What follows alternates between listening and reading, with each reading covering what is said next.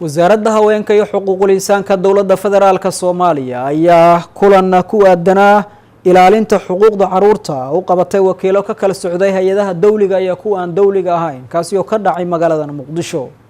sida uu ku faahfaahinayo warkan wariyahayaga Mawlid Maxamed Sabriye wasiirka wasaaradda haweenka iyo xuquuqul insaanka xukuumadda federaalka Soomaaliya Deeqa Yaasiin Xaaji iyo agaasimaha guud ee wasaaraddaasi Deeq Suleymaan ayaa ka qayb galay kulan ku saabsan sare u qaadida xuquuqda caruurta Soomaaliyeed oo ay soo qaban qaabisay isla wasaaradda haweenka kulankaasi oo ay ka qayb galeen xubno ka socday 10 wasaaradood oo ka tirsan xukuumadda federaalka Soomaaliya iyo kuwa ka socday hay'ado aan dawli ahayn ayaa looga hadlay sidii la isaga kaashan lahaa horumarinta xuquuqda caruurta Soomaaliyeed agaasimaha guud ee wasaaraddaasi Deeq Suleymaan oo kulankaasi ka hadlay ayaa sheegay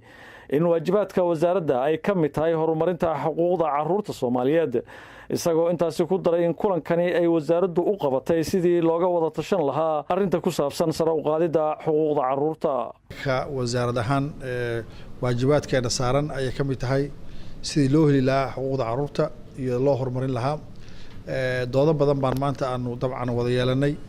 oo ujeedada ugu weyn oo maaragtay shirkayagu wuxuu ahaa bal horta halkuu xaal inoo maraya maxay yihiin caqabadaha ina hortaagan sidee baan ugu gudbi karnaa caqabadahaasi iyo qaabkee ugu wanaagsan aanu u wada shaqeynaa si aan u horumarino muxuu ahaa xuquuqda caruurta wasiirka haweenka iyo horumarinta xuquuqul insaanka Deeqo Yaasiin Xaaji oo kulankaasi soo xirtay ayaa sheegtay in wasaaraddu ay dadaal dheeraad ah ugu jirto sidii looga miro dhalin lahaa qorshayaasha lagu horumarinayo xuquuqda caruurta Soomaaliyeed waxay ka mid tahay xilka iyo waajibaadkeena arrimaha caruurta laakiin saas idoo ay tahay ayaa haddana waxaa jiraan wasaarado badan oo xukuumadda ka tirsan oo ha noqoto xukuumaddii wasaaradaheedii iyo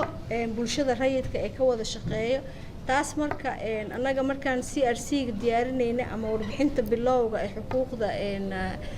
maaragtay heshiiskii qaramada midoobay waataan isugu keenyeernay waxaan aad idinkaga mahadcelinayaa idinka howlwadeenada wasaaradaha ka kala socda kala duwan iyo wasiiradoodaba sida ay maaragtay arintan ay ahayd arin